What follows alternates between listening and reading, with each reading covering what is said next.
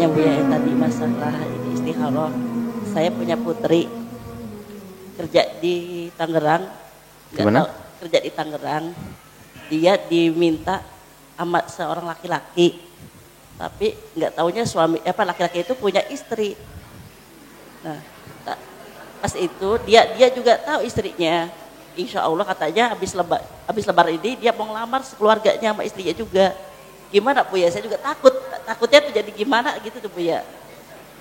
Saya juga nganuin. Baik. Assalamualaikum. Assalamualaikum. Kemudian masalah ada seorang anak gadis dilamar oleh seorang laki-laki yang sudah mempunyai seorang istri. Yang harus difahami bahwa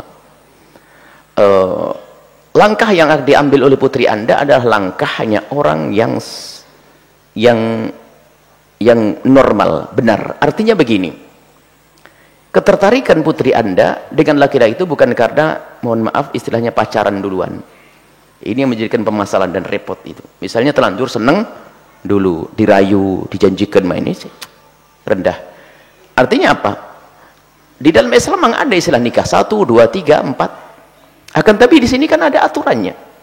Apakah laki-laki tersebut misalnya sebagai seorang laki-laki, kami nasihati laki-laki, kalau Anda ingin menikah 2 atau 3, itu ada tanggung jawab, bukan urusan nafkah saja. Pendidikan istri, pendidikan anak, tanggung jawab di hadapan Allah, bukan urusan senang-senang saja. Akan tapi tanggung jawab besar di hadapan Allah Subhanahu wa taala. Dan jangan main-main urusan yang demikian ini. Karena Anda mengambil seorang wanita dengan perjanjian di hadapan Allah. Mitsaqan ghalidhan, perjanjian yang amat berat. Jangan main sana sini seenaknya, menikah seenaknya sendiri, zalim kepada kaum wanita. Ini adalah termasuk dosa. Tapi ada tanggung jawab besar di hadapan Allah bagi seorang laki-laki yang menikah. Kemudian dia, bagi seorang wanita pun jangan seperti sebagian orang mengatakan anti poligami. Poligami ada di dalam Islam. Kalau Anda tidak mau, itu adalah urusan diri Anda sendiri.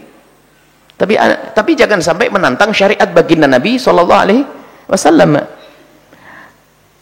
Artinya apa? Anda sebagai seorang jangan mikir masalah poligami, suami jangan mikir poligami. Kalau sudah datang waktunya, itu ada sendiri bagiannya masing-masing.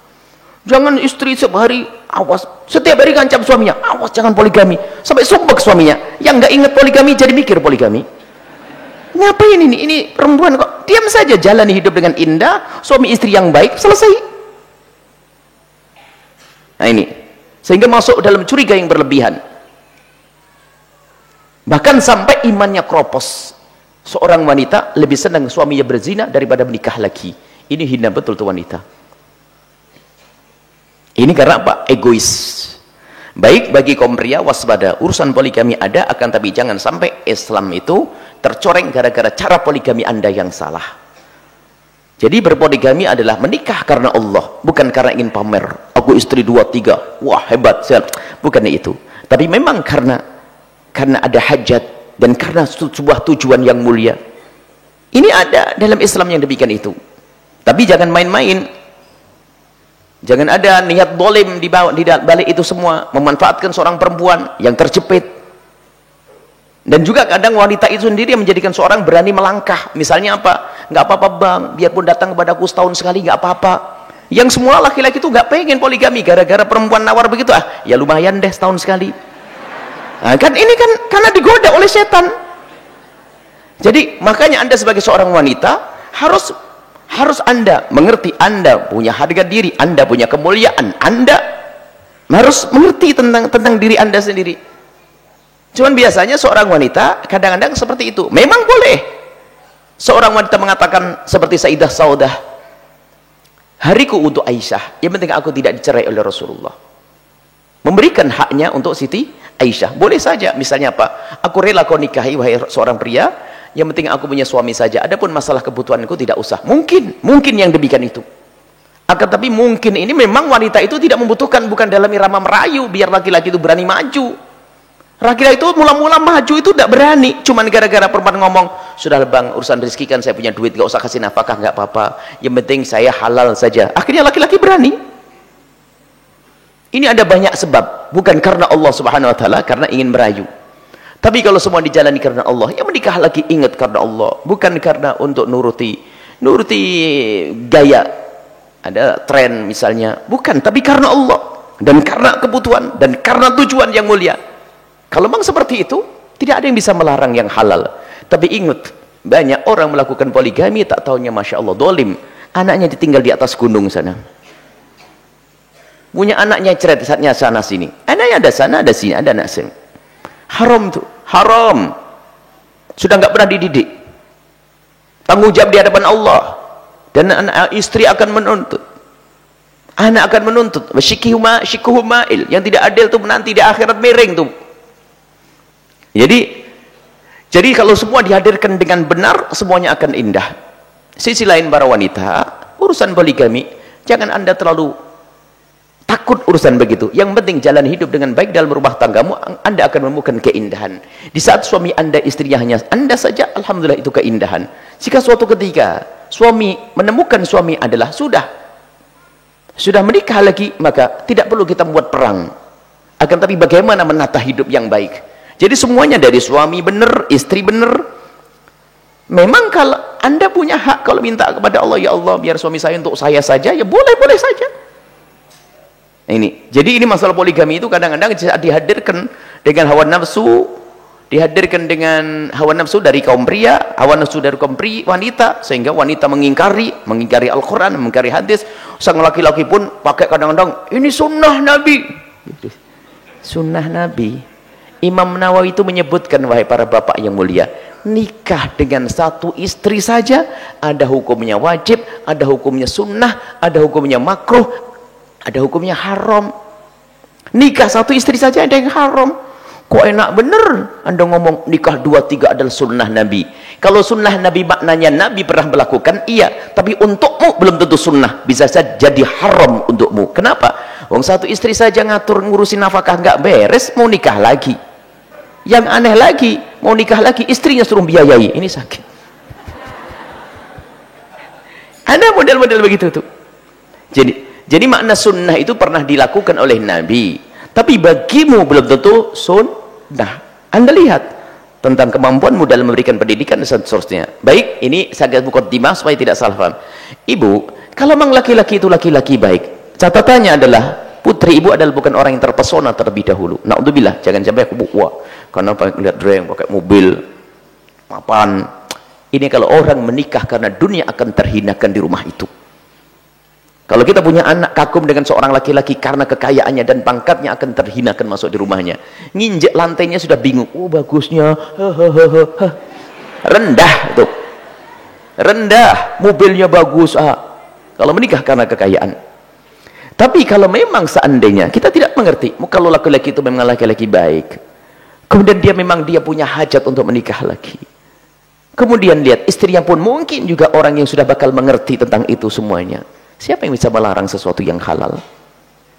Dan dia seorang yang soleh, mungkin kenapa tidak?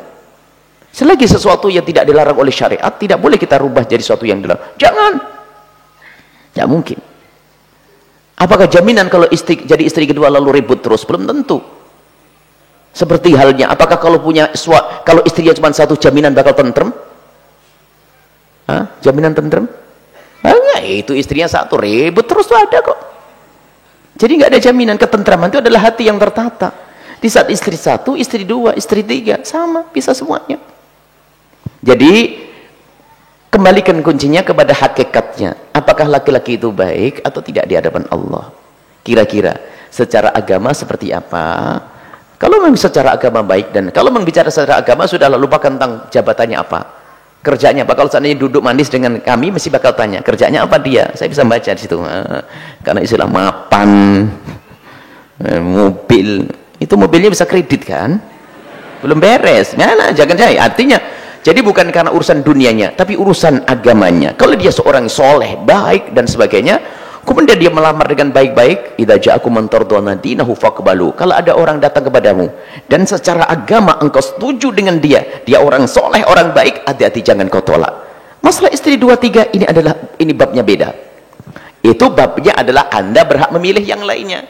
Misalnya Anda punya prinsip, kalau bisa menikahlah dengan suami laki-laki yang belum punya istri. Itu adalah prinsip kriteria yang Anda tanamkan. Boleh-boleh saja.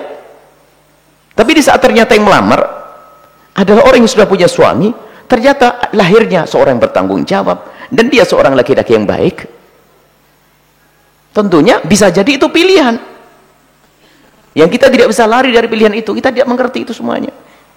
Baik, Anda kembalikan, minta petunjuk, tanya siapa laki-laki itu, kebaikan seperti apa. Jangan anak perempuan kita suruh nilai. Kalau sudah orang senang gula jawa rasa coklat, repot. Kemudian ajari, kalau memang anak berani menikah menjadi istri kedua, jangan diajari itu mencerai istri yang pertama. Itu adalah jahat. Seorang perempuan yang menyuruh suaminya mencerai istrinya, itu adalah tempatnya di neraka. Karena itu dengan akad yang halal tidak diperkenankan seorang istri menyuruh suaminya mencerai istrinya gara-gara untuk kepentingan dirinya sendiri, agar nafkah tidak terbagi dan sebagainya. Semoga Allah memberikan kepada kita keindahan, Ibu, ya, di dunia dan di akhirat. Suami istri yang saling mencintai karena Allah, indah karena Allah Subhanahu wa taala. Yang kemudian bagi siapapun yang sudah terlanjur menjadi istri kedua, Anda tidak perlu merasa terhinakan karena sudah terjadi. Tinggal jalan hidup dengan indah, dengan baik. Mungkin seorang istri yang sudah suaminya terlanjur menikah lagi, tinggal Anda menata hidup dengan indah. Tidak perlu Anda mengajak perang. Ini perlu menata hati, itu penting. Dan bagi para suami yang sudah terlanjur menikah 1 atau 2, dan itu sudah menikah 2, maka ingat tanggung jawab di hadapan Allah. Berusahalah untuk bisa berbuat adil seadil-adilnya. Dan selalulah takutlah kepada Allah Subhanahu wa taala, agar hidup Anda di dunia ini adalah menemukan kebahagiaan, dan juga di akhirat menanti mendapatkan kemuliaan di hadapan Allah Subhanahu wa taala. Wallahu a'lam bissawab.